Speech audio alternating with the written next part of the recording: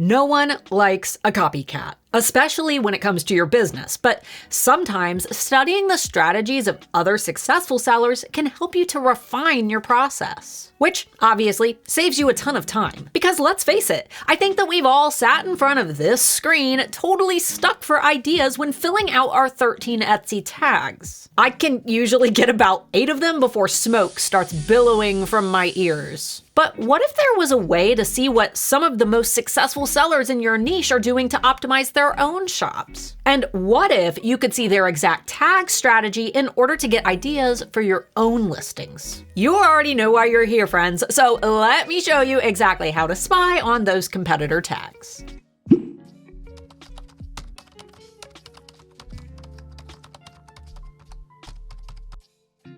For those who are new here, my name is Starla Moore, founder of the Handmade Alpha Academy for Etsy sellers and manager at erank.com, Etsy's most popular SEO tool. And over at erank, we're constantly trying to roll out tools to help sellers like you, with tags obviously being one of the harder subjects for most Etsy sellers to crack. So here's how to see what your competitors are using in their own listings so you can test out some of their winning tags for yourself. When logged into your erank account, head over to the left navigation panel to grab our erank extension. You'll need a paid erank account to do this, but if you click the link up here, you can gain access to a free trial of any of our paid plans so you can do this research today. Install the erank extension to your browser, then head over to Etsy.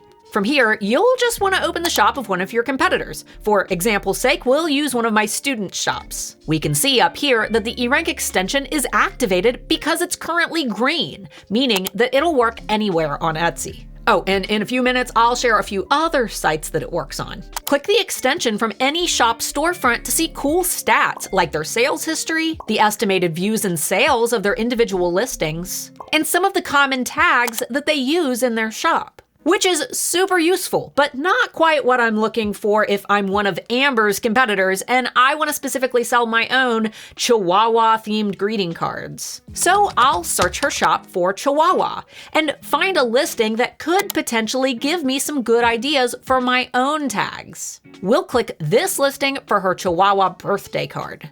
From here, the extension will display her estimated sales and revenue for this card, as well as views, favorites, and estimated conversion rate. Next, let's click the Tags tab. And from here, we can see every tag Amber is using in this listing. But wait, you may be wondering why none of these tags have many searches. Amber is one of my most successful students, and she knows a secret about tags that many sellers don't realize. I have a full video that covers this tag strategy right up here, but the short answer is broad matching and tag space optimization. During the process of broad matching, Etsy plays a fun little game of mix and match, where they put words from your tags and titles together regardless of whether or not those words are next to each other. And while getting an exact match is always ideal, since exact matches result in stronger keyword matching, more times than not, you'll be making more broad matches. For example, have you ever found a great keyword only to realize that it doesn't fit in your tags section? Knowing this, we can see Amber is using phrases like long-coded and smooth-coded with the knowledge that these tags will stack with phrases like Chihuahua card. With Etsy's broad matching capabilities, even though the full tag, smooth-coded Chihuahua card, won't fit in a single tag, Amber can still broad match and rank for the full term as long as these words are in her tags section. When investigating competitor tags, understanding Etsy's exact matching and broad matching capabilities is extremely important because it can help you to understand why some of the biggest sellers are doing so well, even if it appears that they aren't using tags with high searches. And if you need a little help with this, be sure to grab my free Etsy SEO toolbox up here, which includes a course that explains exactly how Etsy's algorithm works. It's probably the most valuable free course that I offer, and it's a must for those who feel like they need a little extra help with traffic on Etsy. But back to our research. When investigating these tags, you can save them for later by creating a keyword list down here. To add terms to your list, create a new list, or select an existing list from the menu. Then click the star icon next to any of your competitors' tags to add it to your list. After you've grabbed a few great ideas, I recommend heading back over to erank, opening the keyword research menu, then selecting your keyword lists from the menu.